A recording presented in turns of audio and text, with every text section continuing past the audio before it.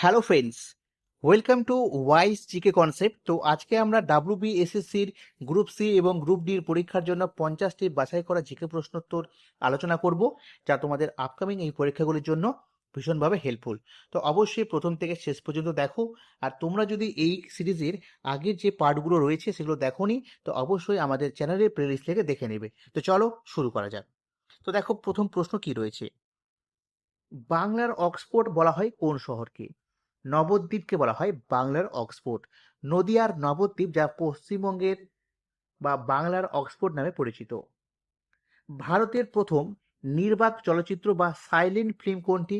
রাজা হরিশ্চন্দ্র, যা 1913 সালে প্রকাশিত হয়।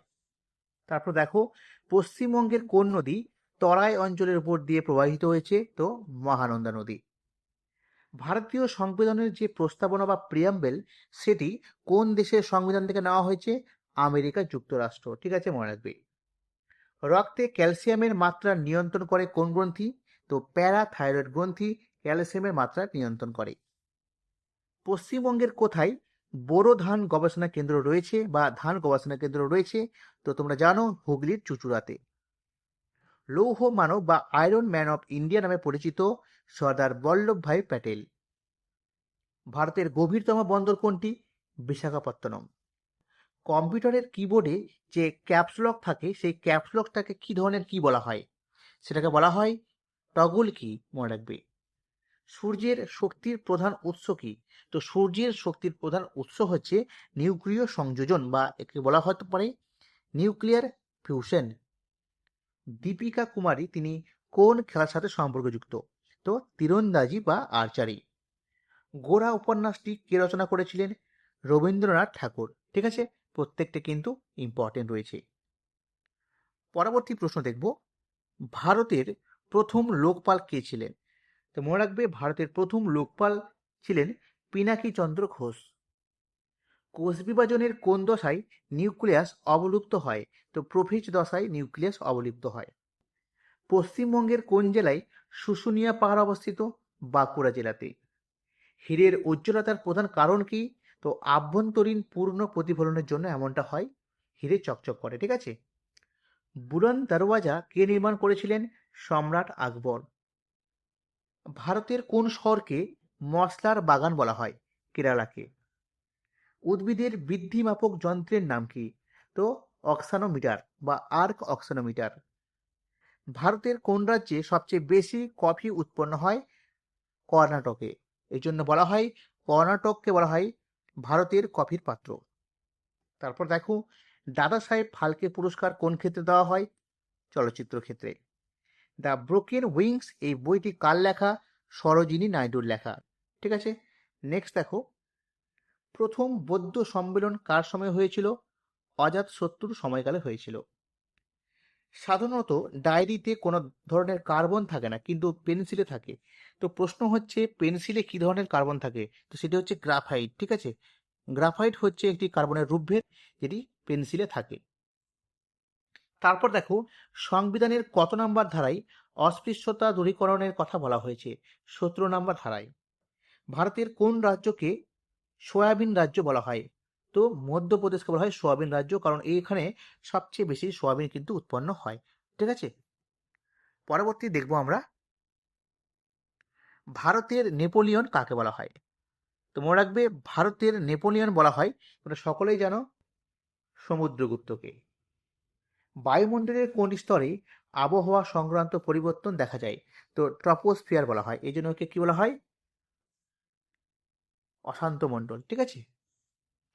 তারপর দেখো, পশ্চিমবঙ্গের কোন শহর তাঁত শিল্পের জন্য বিখ্যাত?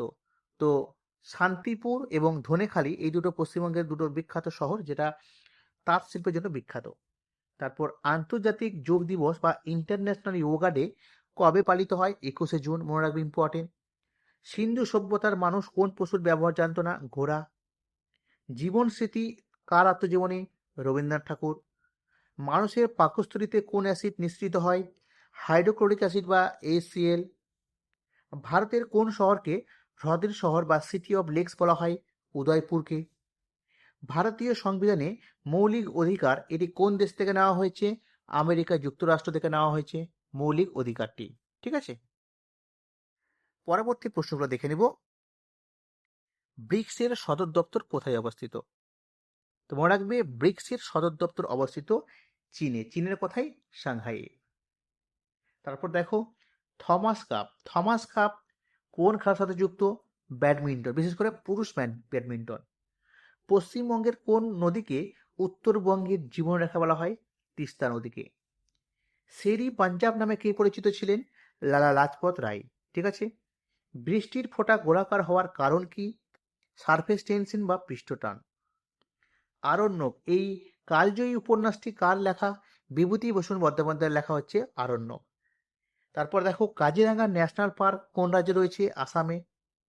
কম্পিউটারে কন্ট্রোল ওয়াই এই শর্টকাট কিটি কি কাজে লাগে? রিডু করার জন্য।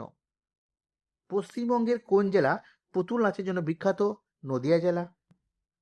রক্তের কোন কণিকা রক্ত জমাট বাঁধতে সাহায্য করে? অনুচক্রিকা বা প্লেটলেট। ঠিক আছে।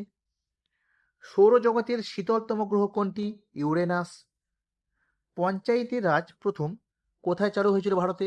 রাজস্থানের নাগৌর জেলায়। ঠিক আছে, মনে রাখবে, ইম্পর্টেন্ট। হর্ষচরিত কার রচনা? বাণভট্টের লেখা।